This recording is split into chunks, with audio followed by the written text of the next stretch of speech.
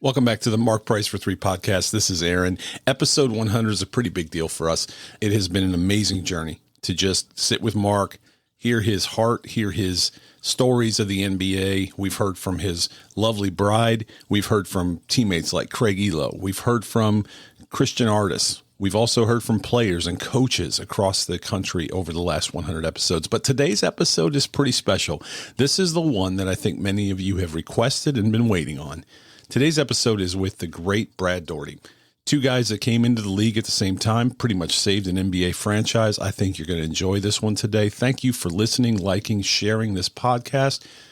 You didn't want to hear from me today, so let's get into episode 100 of the Mark Price for 3 podcast. Enjoy. Hello, everybody. This is Josh Price, and you are listening to the Mark Price for 3 podcast. Each episode, my dad will be talking NBA basketball, sharing some coaching and instruction, and of course, talking about his faith. Without further delay, here's my dad, Mark Price. All right. Welcome to episode 100 of the Mark Price for 3 podcast. 100 episodes. That's crazy. I never thought we'd get past one. And there's a really funny story about how we almost didn't have episode 1, and someday we'll tell that story. But episode 100, and we've got a very special guest. Mark, do you want to introduce our guest? I'd be glad to. Of course, everybody, we have a lot of Cavs fans that listen to the podcast, and obviously this is one of my guys. We came into Cleveland together. We'll get into that later. But one of my favorite people in the whole world, the big Brad Daugherty. Brad, thank you for coming on with us today. Hey, man. Thank you guys, Mark, Aaron. Thank you so much for having me. 100 shows, 100 podcasts. That's phenomenal. I'm honored to be the 100th guest on your show. Well, when Aaron was approaching me about what are we going to do about the 100th episode, there was only one guy I wanted on that, and that was you. I know a lot of people have been wondering when I was going to try to have you on. I wanted it to be the right time, and this is a special time, and because you're one of my guys. So anyway, Brad, we're just going to start. Obviously, some people know, most people know, but not everybody, that before we were teammates, we played against each other for 4 years in college.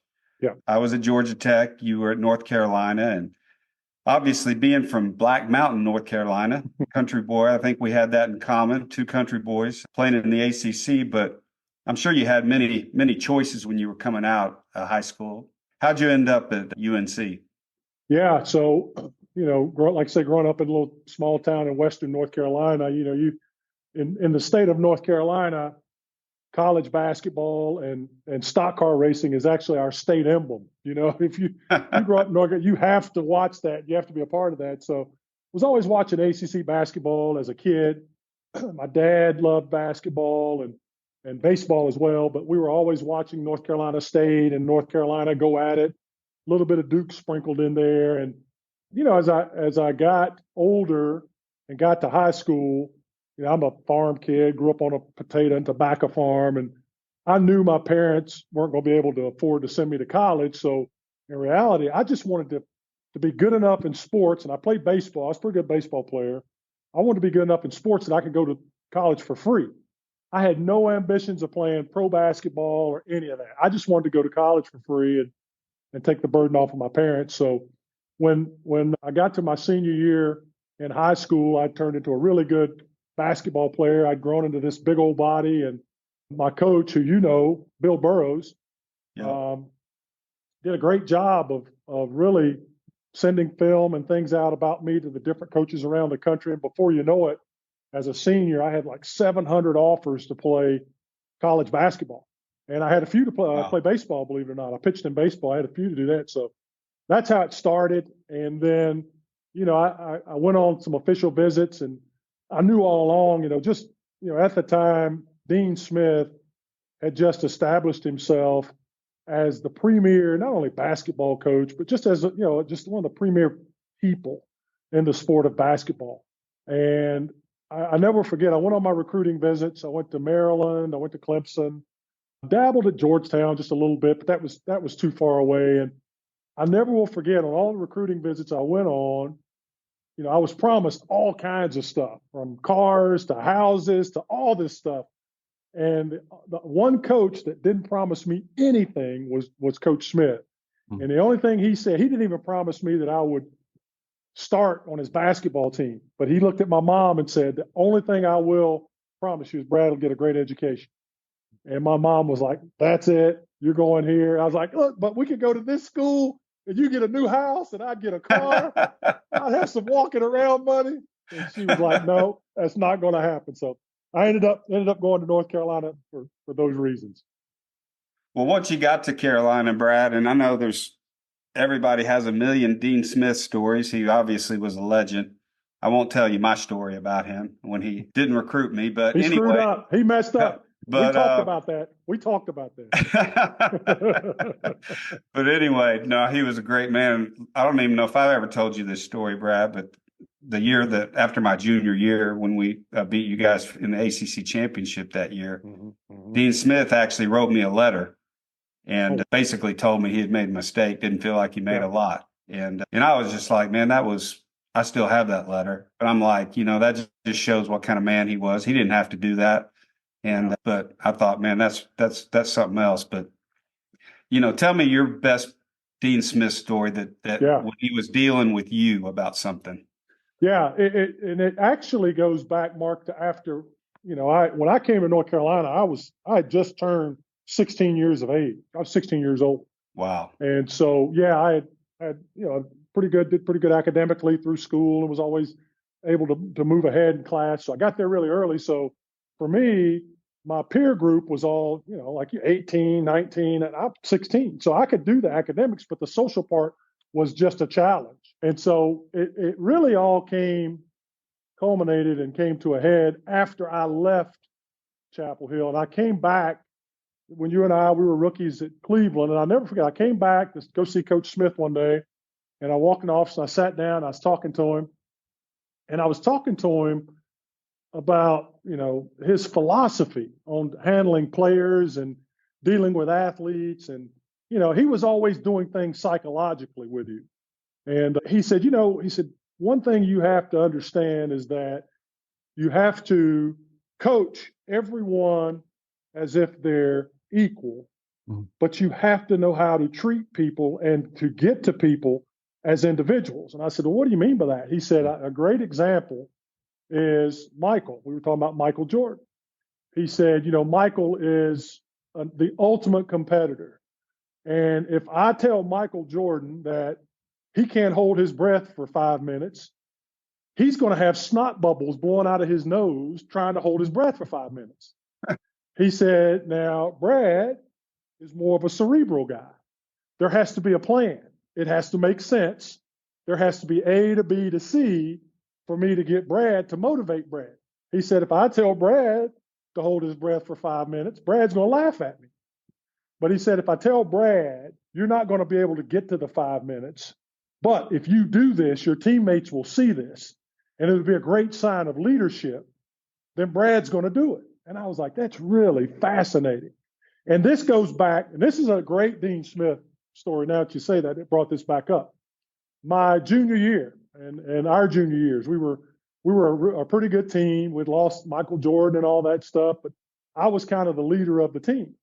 And we were running sprints at the beginning of the season. And he'd do his coaching clinics. And Mark, in Carmichael, we'd go over there and do those coaching clinics. There'd be 5,000 coaches in there just wanting to watch and be around Dean Smith. I bet. And so he was in a really bad mood for some reason. I don't know what it was. Who knows? And so at the end of the day, he had killed us, and he was going to make us run. And we had to do these things where you do these 16 crosses. You had to cross center court 16 times in these sprints. And I could run for a big guy. So you had Group A, which was the really fast guys, the Kenny Smiths and all those guys. Group B, Group C, and then Group D was the big lugheads, the big centers. Well, I would always run. I would always run with Group C because I could run with the power forwards and small forwards. I could keep up with them. So we're running, man, and he just keeps blowing the whistle, and we're just dying. And you got to ask Buzz Peterson about this sometime. Buzz had an extra year, and so it was his senior year. And we are running our guts out, and all of a sudden, Buzz just starts throwing up. I mean, and it's packed with people. And Buzz is throwing up everywhere. And Coach Smith told the ball boys, he's like, give Peterson some towels and let him clean it up. And everyone else get back on the end line. And the guys were cramping and stuff. And I said, Coach, I said, I'll make you a deal. I said, I'm going to run for the whole team.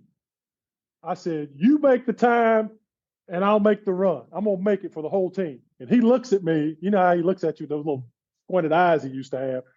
And he said, I could hear it yesterday. He said, oh, Bradley, that's admirable. Well, let's see what you can do. He says, get on the end line. He says, I want you to run. You're going to run an A group pace. I said, bring it on. Let's get it on. I'm ready. He blows that whistle, man. Mark, I took off. Man, I was digging. I was running. I could run all day. I was running, man.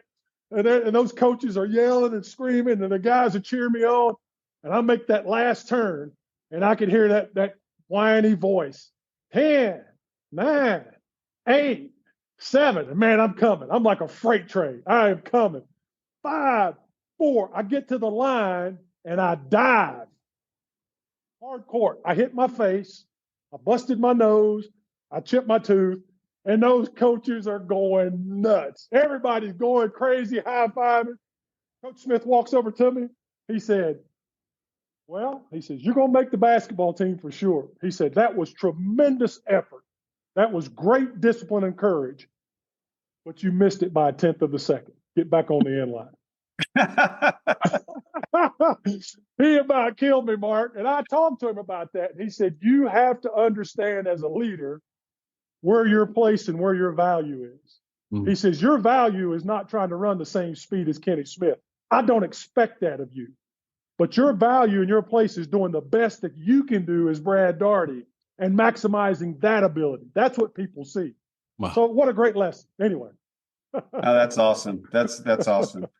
They'd probably throw him in jail for doing that these days. But, oh, no doubt about it. No doubt about it. Did you get a check from Dean Smith when he passed?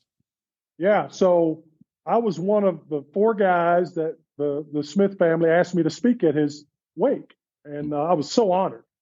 And I told this same exact story about Coach about killing me. And we were talking, I was laughing, and that was like a Friday.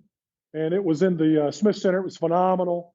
We had some great laughs and talked about Coach. And then that Tuesday, I'm back. I was actually living in Atlanta at the time. I get back to Atlanta, and there's a letter from the trust of Dean Smith. And I opened it up, and it was a $200 check he had sent posthumously that said, Bradley, there's $200. Have one last meal out on Coach. And so he sent that to all of us. So, yeah, always thinking about it. Yeah. Wow, that's really, really cool. Well, one last question on the UNC stuff before we kind of move into the Cav years. But, of course, especially Cleveland fans, they remember Michael Jordan with the Bulls and all that. But you got to play with Michael in college, your freshman. Yeah. Just kind of give us a feel. And I had the experience too, Brad. I actually got to play I got picked for the 83 Pan American team. And Michael was on that team. So I got to experience Michael Jordan before MJ like you did. But give our listeners just kind of a feel of Michael would have been a sophomore. Is that right? I played both. I played 2 years with him. I played his sophomore and junior year with him.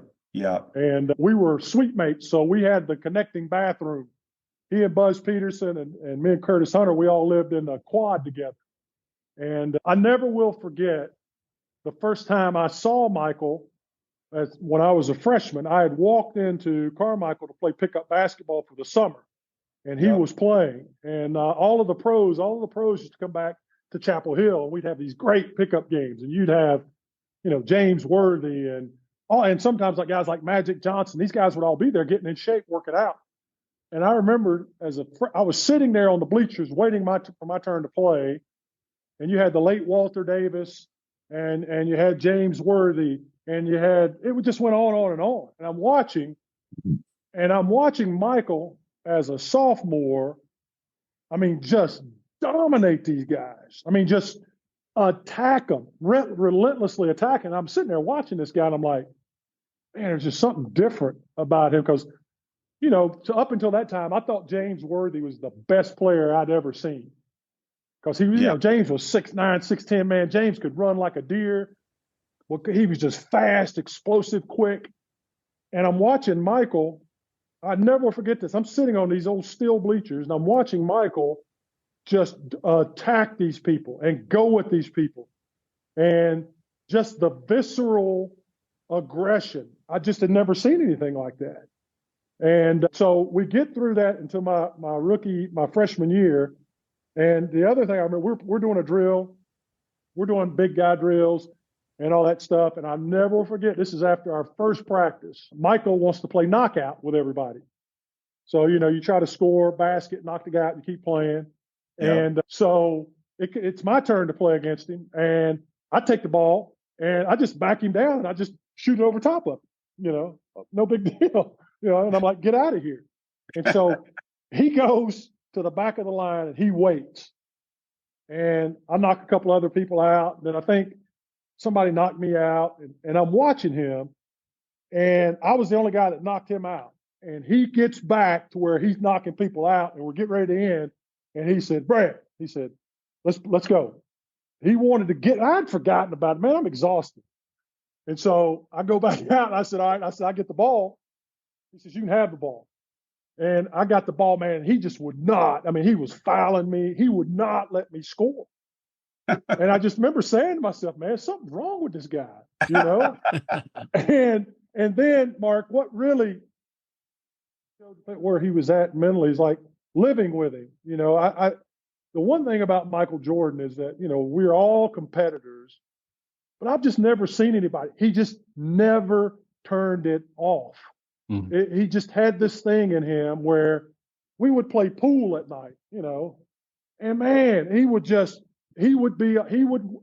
win every pool game and he would stay there all night. We play ping pong. He would want to win and I've never been around, even to this day. I talked to Michael just a couple of weeks ago and I was kidding because he's getting fat. And I told him, I said, you getting fat, boy? And he's like, man, I asked him about his golf game. And he looked at me and he said, yeah, he said, I'm playing still a lot. He said, Brad, I just don't have anything else to do. And it was this look in his eyes like, there's something there. But I've just never been around someone who just never, ever turned it off. He wanted to compete in the classroom, on the basketball court, playing ping pong, during our preseason runs. I mean, I've never been around anyone like that, ever. Well, I'm sure it was an amazing experience to be around that kind of guy every day for a couple of years. Cause I saw it when, the Pan American practices or whatever, you could just tell he wasn't, and he didn't have the skill set. Him and, the way he improved his game when he got to the NBA, cause he wasn't a great shooter in college. No, he couldn't shoot a lick. But he worked and worked and worked, and you just saw that, and you saw what the end result of that was, obviously. But anyway, I'm sure that had to be such a cool experience to kind of know Michael before he became MJ. Yeah, it was exhausting to be around, just exhausting. Yeah. All right. Before we move into the Cavs part, I got to ask one question though, because we played against each other for 4 years. Yeah. And so you're playing against Georgia Tech. Yeah. What's a scouting report? Yeah. And how did I fit into it? This is unbelievable as I look back on that. So, at North Carolina at that time, they were coming through, you get through the late 70s, the heck, all through the 70s into the 80s, and they were just a freight train. And so I get to North Carolina, and the one thing I learned very quickly is it was about North Carolina. You didn't learn, I didn't know anything about any other school because it didn't matter. If you did what you were supposed to do, that's all that mattered. And this is funny, Mark. I promise you this. I told a guy, I met some guy in the airport. He played at Rutgers. He says, do you remember playing against us in New York and you guys beat us? And I said, to be honest with you, no offense, I don't remember playing against any team other than Price and Georgia Tech. And he says, really? He says, what about Len Bias? I said, Len Bias was great athlete. I said, I only had, when I was at North Carolina, the 4 years I was there, I only heard Coach Smith ever mention one player that we had to pay attention to, and that was as a rookie to his senior year was Mark Price. I never will forget in that scouting report, Coach Smith said, against a guy today, he said he's not fast, but he's extremely quick. And he's the best shooter I've ever seen. That's what Coach Smith said. He said, wow, you're going to have to pay attention because when he crosses half court, it's on. And he runs off of screens better than, which I found out later, better than any guard I've ever seen. We have to double team Mark Price every time he gets the basketball to the detriment. He said the rest of that team cannot beat us. And that was the scouting report every time we played you guys. And I never thought about it until, we got to Cleveland and I started looking back on it and thinking about it, Mark. You were all ACC all 4 years in college. I think there's only maybe 6 or 7 guys who's ever done that. You were freshman of the year. You led the conference in scoring.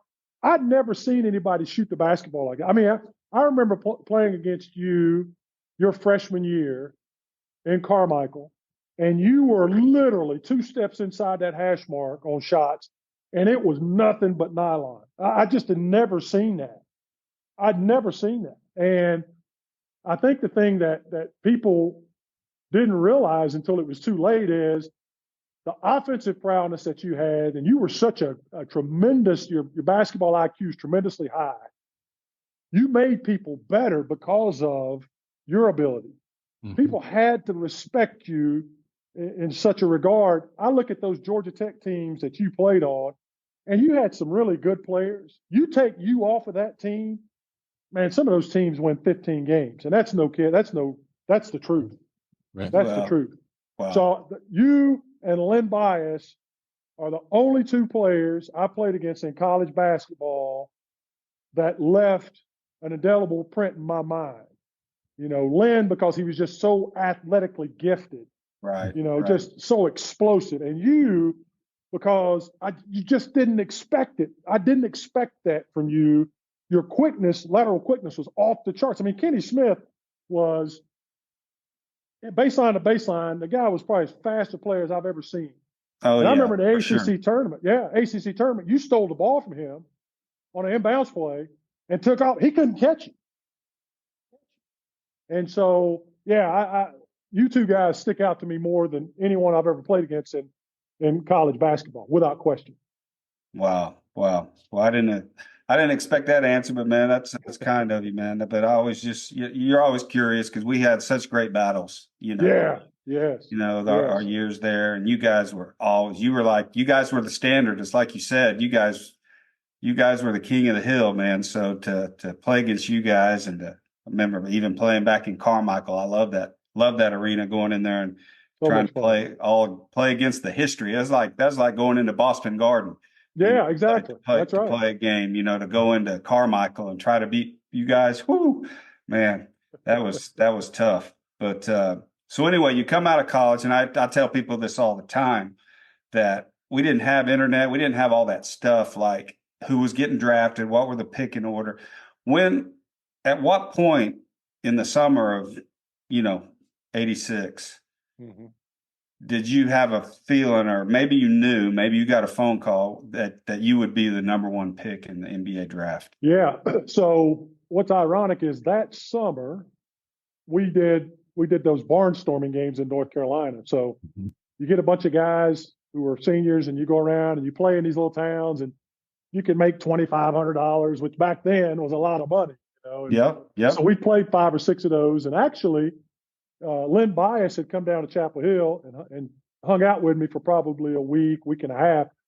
So I got to work out with him a little bit and see what he was all about. And just a kind of a side story, it was kind of interesting because at that time, we were just raising Cain and running all over the country, Mark. And I tell people all the time, they see these specials on Len Bias and the tragedies and those types of things. And back in those days, he was so into his physical fitness.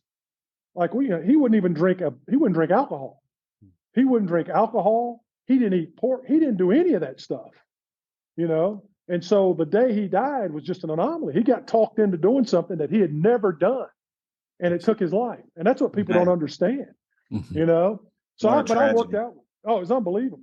So I worked out with him a little bit. And that summer, David Falk had kind of talked to Coach Smith a little bit and said, I think Boston might pick him number one. Red Auerbach really likes him. They're getting older. You know, he said it'll be between Brad and Lynn Bias. And so I was like, man, I'm going to get to go play. Hopefully, I was excited. Get to go play in the Boston Garden, play with the Celtics, who were still pretty darn good at the time. And then I'd actually went to visit Boston. I visited a couple of teams, and then I went to Philadelphia to visit Philly. And Harold Katz was the owner. And I'll never forget, he said he had me come to his house, and he gave me a pair of tennis shoes that were too small, and he had a basketball court in his house, at his home, on his property. And he said, I want to see you move. So he had me play pickup with Andrew, Tony, and all these guys, and it was kind of weird. But I did it. I'm 20 years old. I'm just kind of happy to be here. Mm-hmm. And I never forget, I walk out and I go back and I go to the payphone because there wasn't any cell phones. I called Coach Smith. He asked me what happened. I said, well, I went to Mr. Katz's house. He says, you went to his house? I said, yeah. He said, he asked me to work out for him and do some running and stuff like that. Coach Smith went ballistic. He said, you could have gotten hurt. You were not supposed to do that. You're supposed to go physical and come back. And he's like, I've got a problem with this. So he picked up the phone. He blessed Harold Katz out, told him there's no way that if they have my pick, don't draft me. If anything happens, it's not going to happen. So that was all before the draft. So we go up to New York, all of us, and we're sitting there. And I'm sitting there with John Sally and Lynn Bias, myself, I think Kenny Walker. We're sitting in the Marriott Marquis. We're just talking. And it's funny. We're getting ready to go get on the bus to go to the draft. And I never will forget, Lynn said, Brad, what you going to do when you get your money? I said, I'd probably get me a new truck. I'm an old country kid. So I'll probably get me a new pickup truck. He said, man, you can't get no pickup truck. He said, you got to get a Benz, Big Brad. You got to get a big, long Benz. I said, man, I don't want no Benz. I said, we were laughing. I go get on the bus and I sit down and David Falk walks around gets on the bus behind me and he said, don't say anything. He said, but you're going to be the number one pick. I said, really? He's like, yeah. I was like, ooh, okay. I said, I was kind of hoping to get picked by Boston, who had number 2 pick. Mm-hmm. So we get there. Philly's got the first pick. And I was like, oh, man, Coach Smith, I wonder what's going to happen. And then that's when I found out. As soon as I sat down at the table, I learned that I had been traded to Cleveland for Jeff Rulin and like $800,000 or whatever. And that's when I found out. But for me, it didn't matter. I wasn't going to Boston. I had no idea where Cleveland was at. I thought it could have been in California. I had no idea. And I was just sitting there saying to myself, well, whatever. I'm getting drafted. It's going to be a great opportunity. But little did I know that Cleveland hadn't won a game in 30 years. And it was going to be a tough road to hoe. So that's what I found out. Yeah.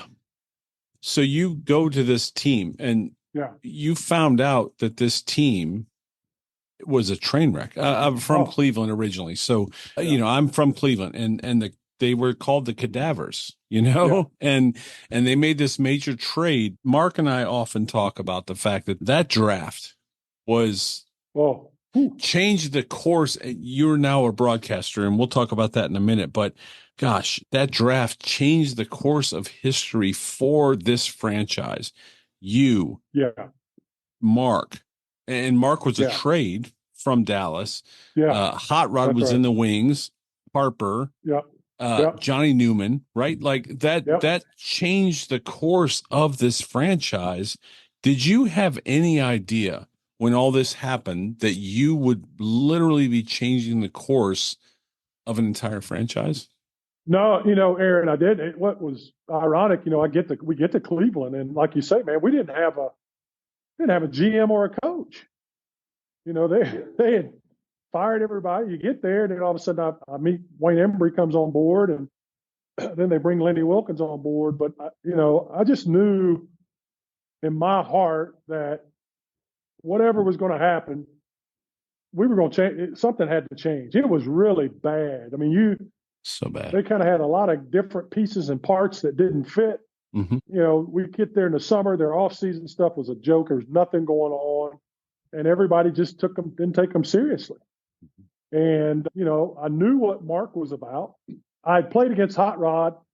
We played Tulane a couple times, and he had guarded me, and I thought he was really an incredible defender.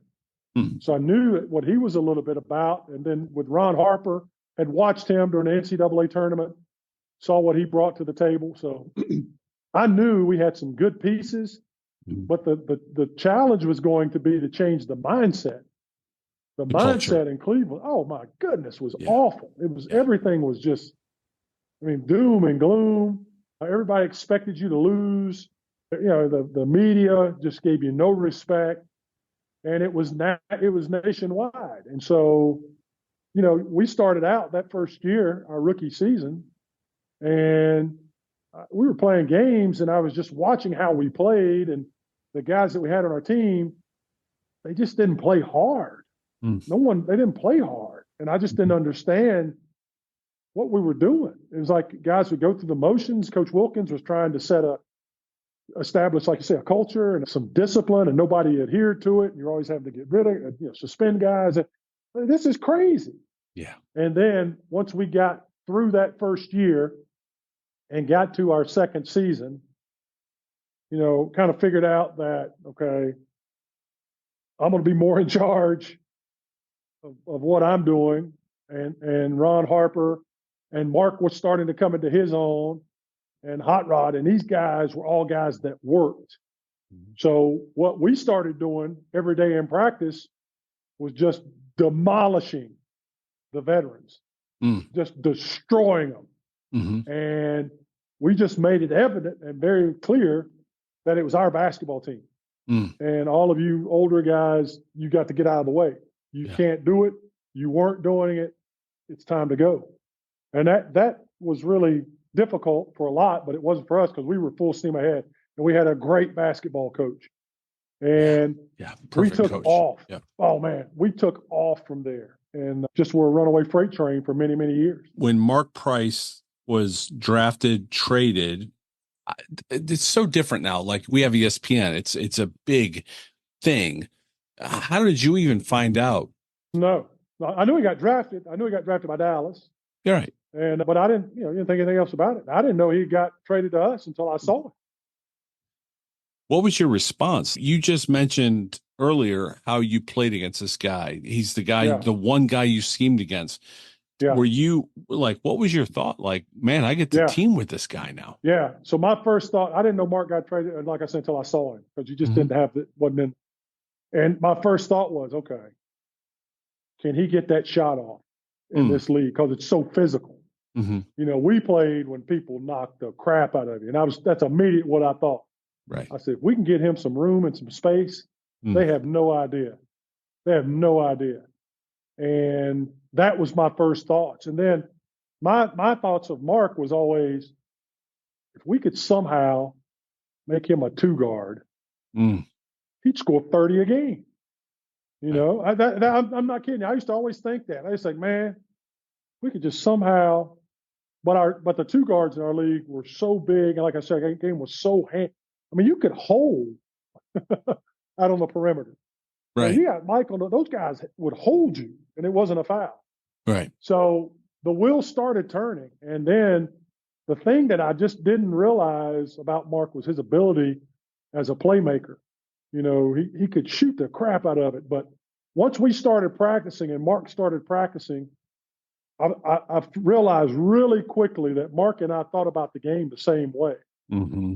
You know, we both were fundamentally sound. I mean, we weren't the greatest athletes in the world, so we had to be fundamentally sound. You know, we were good athletes and really good players, but we both thought about the game and tried to be one step ahead of the game. That's what helped us be successful against people who were better athletes than us. And that's why we played so well together, because we were thinking about what we were doing. And once we started to click, I just said to myself, man, the issue, I never forget my third season. I'm sitting there and I'm looking, I'm like, we can beat anyone because we've got every piece, and we're young. We can win a world championship. And I remember I was telling Lenny one day, Coach Wilkins, who eventually treated Mark and I almost as peers with himself, because Lenny was the type of coach that respected you tremendously and expected you to do your job. He wasn't one of these guys that yelled and screamed and did all that, because if he had to do that, then he just wasn't going to deal with it. And so we had very frank conversations about things. And I told Coach Wilkins, I said, we can win it all. We can win it. We can beat every team in this league. He says, I agree. We've got every position. And we had that dynamic ball handler that could get his own shot in Ron Harper, which was the key to the game back then. The Bulls and the Detroit Pistons were very smart, because what had happened throughout the 70s and, like I say, into the 80s is the game was built inside out. Everyone played inside out. Right. And so you had a very slow, arduous pace of a game that was extremely physical. And you'd have games, they'd be 85 to 83 and stuff like that.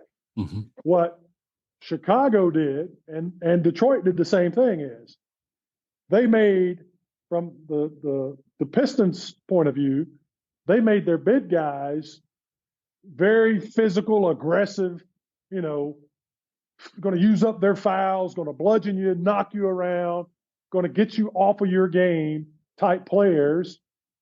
And Isaiah and Joe Dumars would kill you. The Bulls did the same with the triangle. They made all of their centers, they were just kind of a revolving door. It didn't matter. Didn't matter who played center for them. Right. And you had to pay attention to them because they drag you to the high post, and if you didn't guard them, they could turn around and pass. They'd start each game by throwing the ball down low, trying to get a foul on you. And then as the game went on, it became about Scotty and Michael, two dominant ball handlers, Joe Dumars and Isaiah, two dominant ball handlers that could get their own shot. It wasn't about Patrick Ewing, Brad Daugherty, but those guys, because you could you could double team us and triple team us. We weren't ball handlers. Now we were in trouble. So we had that in Ron Harper. You had that in Ron Harper. And now the thing was, if you double team Ron Harper, you're leaving Mark Price wide open. Right. Okay? Right. You can't leave Ron Harper to come double team Brad. So you throw me the ball now, I can pass it. I can make my move. You got a guy coming to me. We were dangerous, man. So we were dangerous. on our way. So dangerous. I was actually in a conversation yesterday, and somebody asked me, who is a generational talent? Like, who's someone that changed the game? And it's funny because I said, tomorrow I'm going to interview Brad Daugherty. And I'm like, he changed the center position because, to your point, I think one of the questions that Mark gets so often is, hey, in today's game, how much would you average? Well, I mean, he was Steph before Steph. But so I want to ask you that, Brad.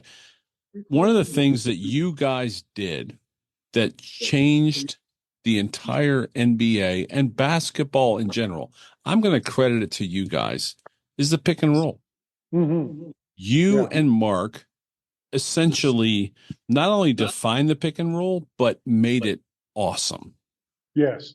Right. Yes. So can we talk about about the pick and roll and it's just how you and Mark just really made that so special? Yeah. And let me say to your previous comment about Mark, in today's game, yes, Mark Price is the best shooter of the basketball I've ever seen. And he played in an era where guys could bludgeon him. I mean, they were knocking Mark down, fouling him hard, and he still lit it up. If he played in today's game where you couldn't put your hands on him, Steph Curry is one of the greatest scorers I've ever seen. He could score, but I'm telling you, he could not shoot Mark. I don't care what you say. There's no way. Agreed. So we go back and you look at that. So the pick and roll with Mark and I kind of came to fruition because I love to pass the basketball. And so where Coach Wilkins was smart was, you throw the ball down to me on the post, I got my back to the back. You only can see so much, and I could pass it out of the post. But what he really wanted to do was to get me to the high post where I could face the basket. and I could see the floor. And now I could pass it to everyone. So what became the genesis of the pick and roll was Mark's on the corner. He's starting the offense. I'm going to start up high. If I can just step over, and I loved it, man, because I knew, selfishly, I knew if I set a good pick, I was going to get that basketball. 100%. And so, man, I would go over and I would lay some wood on some guys. I made sure, because all I had to do was just brush that guy. Mark would turn that corner so well. He'd throw the basketball ahead and get his body around, and now you just wipe that guard out, and they're in trouble. And then all I had to do was open up and roll, and, man, Mark would hit me perfect every time, whether it was rolling me to the basket or let me shoot a little jumper. And, man, we could just do it in our sleep. We could do it in our sleep. And we got to where that pick and roll, and you know, everybody talks, obviously Stockton and Malone did it because of the same reasons, you know, but they were much more popular than we were. Yeah, but you originated it. You originated 100%. Right? 100%. Yeah. 100%. And then we got to where, man, it was great. Like I could see it like yesterday. We would run plays, and I'd be under the basket, and my big guy would be, you know, so worried about where I'm going, and he's trying to watch, and I'd see Mark, and I would turn under, and Mark would throw the ball just right behind the guy's ear, and he'd never see it, and I'd catch it and lay it up.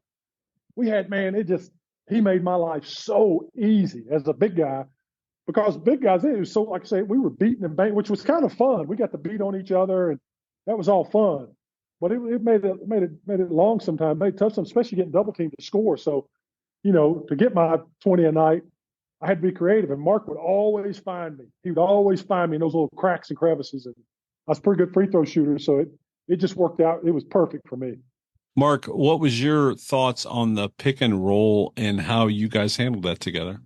Well, playing with Brad was just unreal.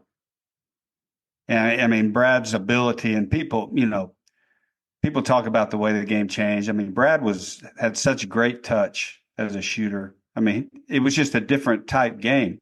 I mean, I have no doubt in my mind that Brad Daugherty could have done what Nikola Jokic is doing now. If he was playing in this era, Brad could have learned and stretched and been able to shoot the three. No doubt in my mind.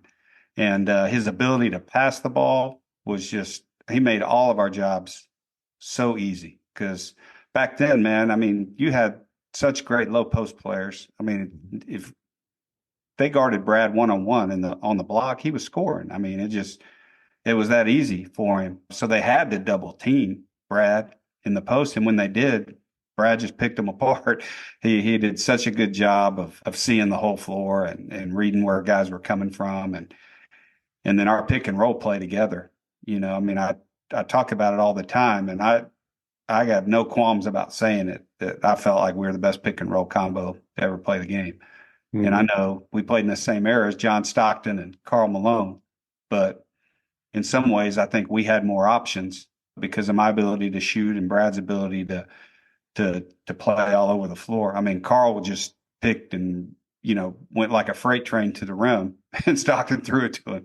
But Brad could go short, you know, mid post, short corner, roll it for the dunk. I mean, you know, catch it, pass it, swing it. I mean, it just, his ability to just shred people. It made my job a lot easier.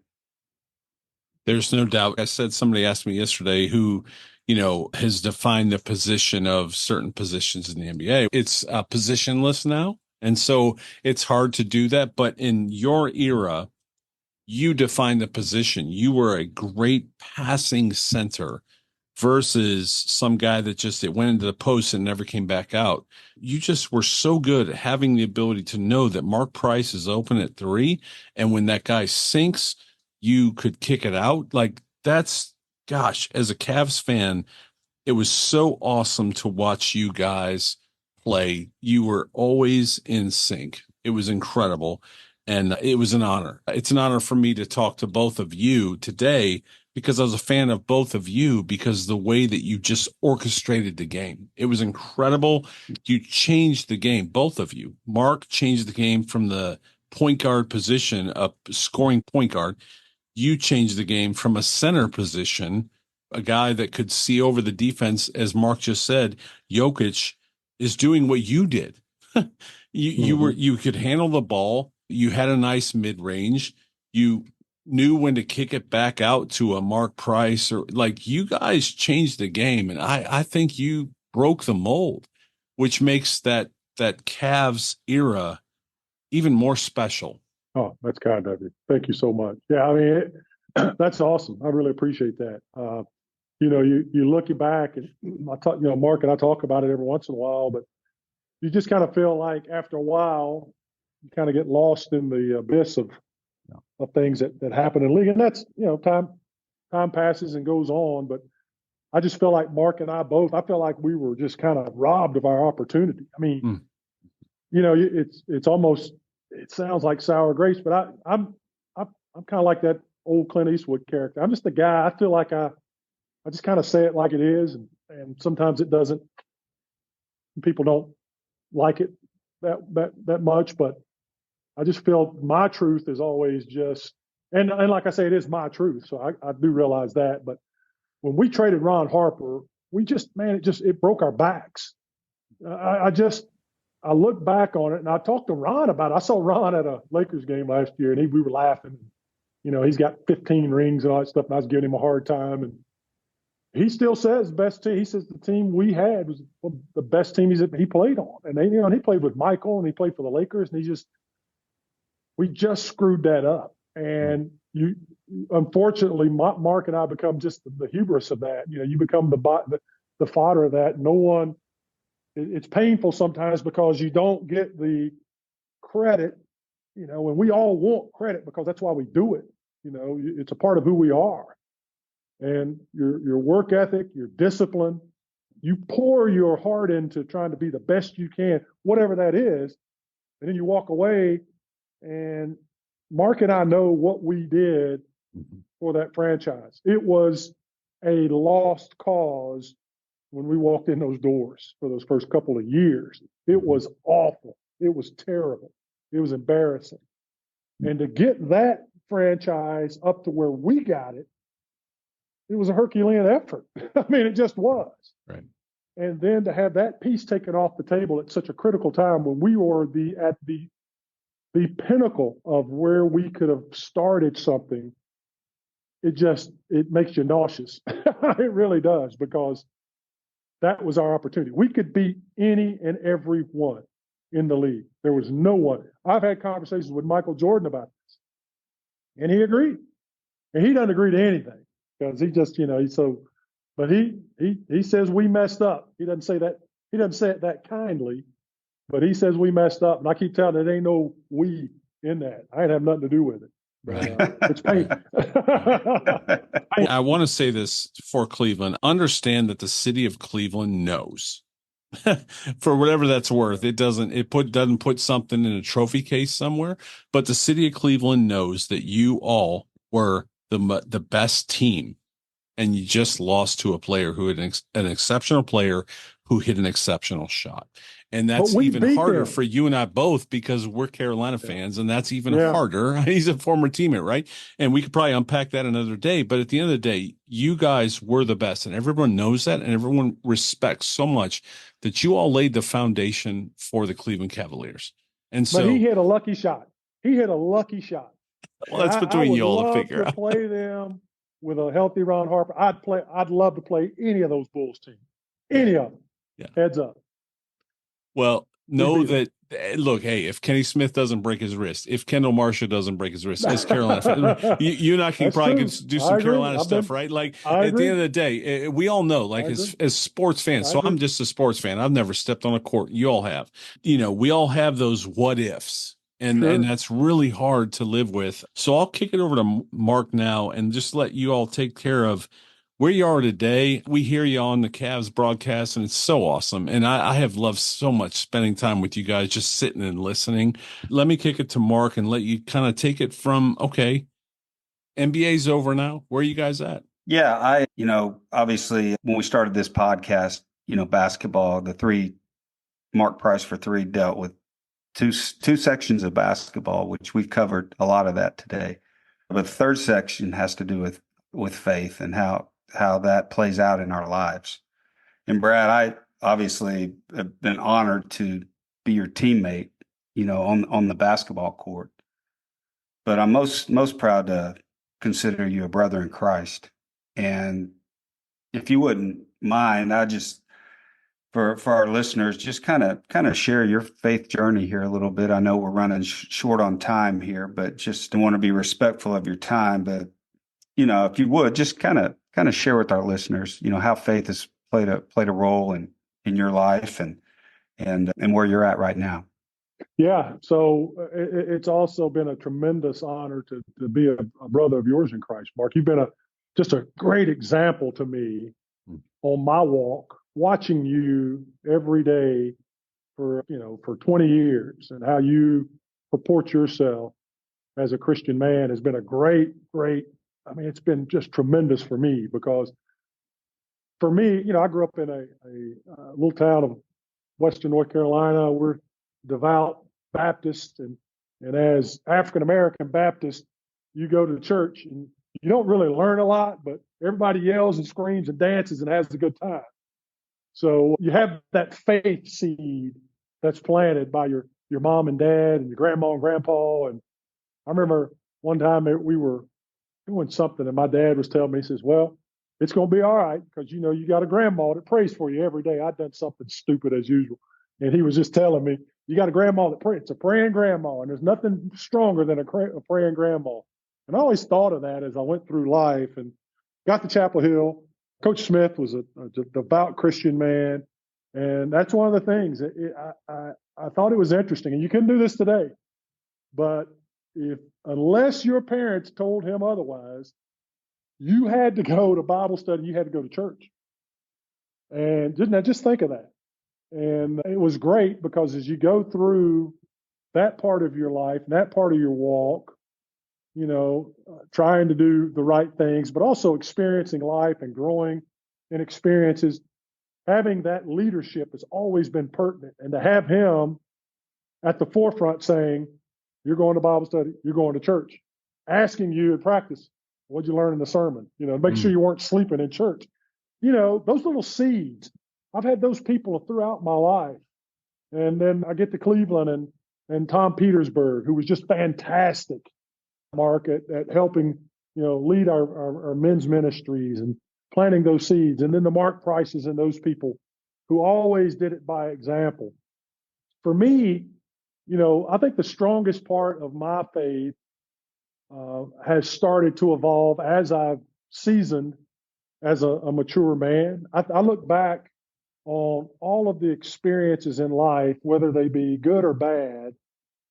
I laugh about it, and I say, God lets you live through all of the things that you do, whether they're good or bad, because that's the experience you need to understand and to grow in life. And things happen to us, good and bad, all the time.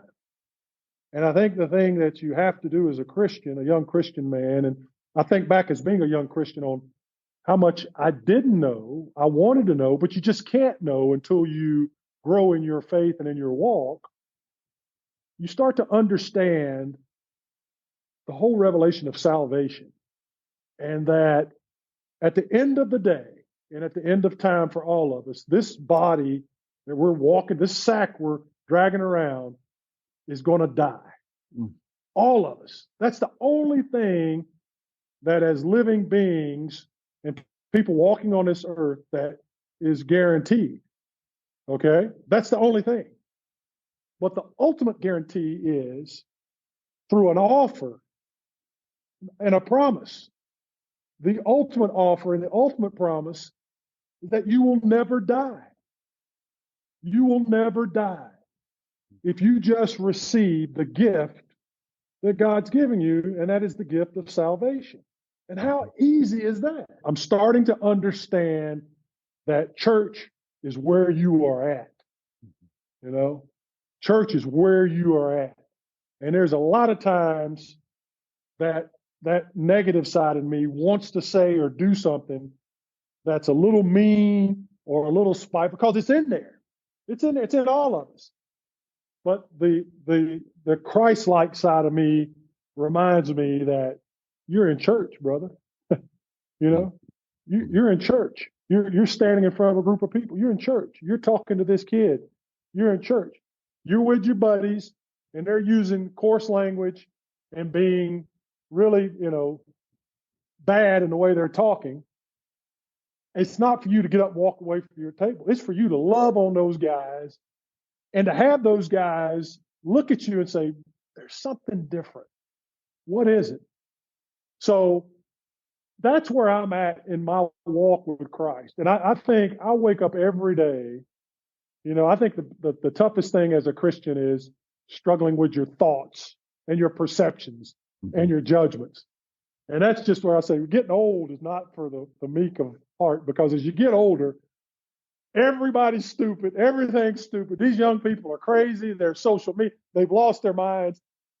You got to temper that a little bit. And I think God has a tremendous sense of humor. I know he does in dealing with me, because there's times I'm on, especially driving in traffic in California. Oh my goodness.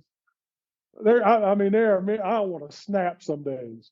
And those days I want to snap, it's like there's even more traffic around me. It's just to show you and to let you understand that it's all encompassing. His love is all encompassing. And there's going to be bad days. I'm going to have bad days. I'm going to have horrible days. But in him, I always have a joyful and glorious opportunity and day. At the lowest times of my life, I can clearly think of the times that I've called on Jesus for his guidance, and I always get it. Now, I may not get it the way I want it, but every time I have needed our Almighty Father, I have called out to him. He has answered. And all he asked me to do is to walk in his light. How easy is that? That's not hard. That's not hard. Yeah. That's not hard. Because, I shouldn't call on him only when I want something. I should talk to him every day, every hour. And I do. And I know people think I'm crazy, because sometimes I'm just having conversation, me and my father, and I just want people around me to want that and to understand that. And I think if you live long enough, if you're fortunate enough to get through this broken world, that the highest power is the Almighty Lord Jesus Christ. That's it. That's it. So that's where I'm at. Well, that's awesome. That's awesome, Brad. I appreciate you sharing that. And the verse that did jump to my mind just when you're talking is Romans 8:28, which is just, one of the all-time great verses, that all things work together for good to those that love God and are called according to his purpose. And, like you said, the good and the bad and the ugly that we deal with in this world, God's got the ability to cause those things to be good in our lives, to grow us in him in ways that we could never grow ourselves. And so, Brad, I just want to thank you again for taking your time, man. You've made this 100th episode very special. I'm sorry I got technically glitched there and got knocked out of the conversation for a few minutes. But man, thank you so much for who you are. And you know how much I love you, man. I was a brother and as a teammate. We went through the wars together there in Cleveland, and man, it was so much fun. And now to kind of revisit and get to hang out and, see each other in Cleveland from time to time as you're doing games, and I'm up there, whatever they got me doing from time to time. So, but anyway, man, have a great day. We love you and appreciate you. Hey, thank you so much, Mark. I love you. Yeah, I cherish the time we get to hang out and laugh and be the grumpy old man sitting on the porch watching these young guys. It's so much fun. This has been an honor and a privilege to do this, be a part of this. And Aaron, nice to meet you. I love your Carolina lock-in. You're a legend just because of that. I appreciate that. Don't encourage him, Brad. Don't encourage him. Hey, wait. But I gotta get this in. I think Mark had technical issues so that just Brad and I could just It was great. We were rapping, man. That's right. Well, and we could breathe in all the Carolina blue and just and I don't want to say that happened for a reason, but no, I want to tell a quick story and we'll get off. I promise I'll let you guys off. But I got to attend one game with the great Mark Price, and I'm sitting there and I'm looking up at three banners: Larry Nance, Mark Price, and Brad Daugherty. And it was crazy, like the craziest thing for me as a kid growing up watching you guys. And then I got to witness Mark walk over to you because you were doing the game. And I have a picture of this in my phone of you two just embracing. And man, I sat there and said, man, I love that so much as a Cleveland guy. Again, we know, just understand the city of Cleveland understands and loves you all forever cherished, because of what you did for the city of Cleveland, whether or not there was ever a trophy. The trophy was that we all understand how much the two guys that I get the opportunity to sit at their feet today and be a part of this podcast. And I have a feeling anyone listening to knows what you all did for Cleveland basketball and the NBA. And so thank you. That's what I wanted to say to you guys. And hey, Mark had some technical issues because, hey, we got Carolina going. So anyway, hey, guys, thanks so much for Brad, for Mark. I'm Aaron. This has been episode 100 of the Mark Price for 3 podcast. Thank you so much.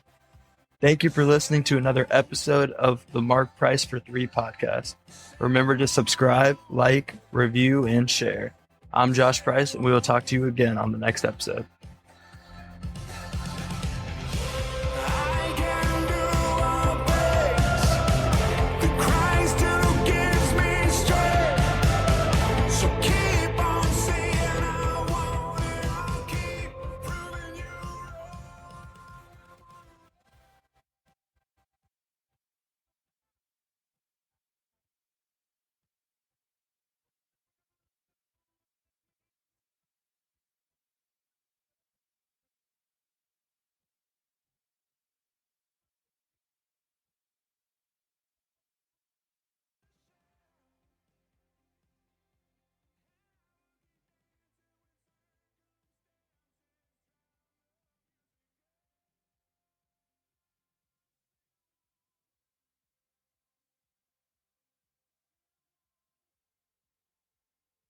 You don't have to go very far looking for bad news because somehow it just finds you. So finding peace in the chaos can be really difficult, but it doesn't have to be because the River mobile app exists. The River is a Christian music radio station dedicated to playing music to help you get through life's toughest moments or life's happiest moments and everywhere in between. And all from artists who love Jesus and are real people just like you. Listening is easy. You can download it wherever you get apps from. Just search 1049 The River or listen online at riverradio.com.